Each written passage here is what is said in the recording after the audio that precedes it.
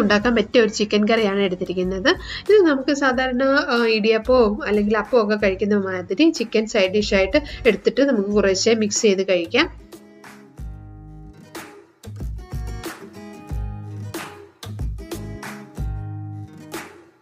ഇനി നമുക്ക് വേണമെങ്കിൽ സാലഡ് കൂടെ എടുക്കാം കോമ്പിനേഷനായിട്ട്.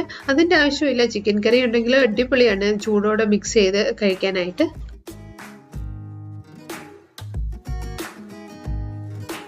ഇത് നമുക്ക് പല ടൈപ്പിൽ ചെയ്യാം. കുറച്ച് പച്ചരി കുക്കറിൽ വേവിച്ചിട്ട് അതിനകത്ത് കുറച്ച് റാഗി പൗഡർ കൂടെ മിക്സ് ചെയ്ത് കുറച്ച് സമയം അടച്ചു വെച്ചിട്ട് ഇതേപോലെ എടുക്കാം. അല്ലെങ്കിൽ ഞാൻ വേറൊരു ടൈപ്പിലും കൂടാണ് ചെയ്തിരിക്കുന്നത്.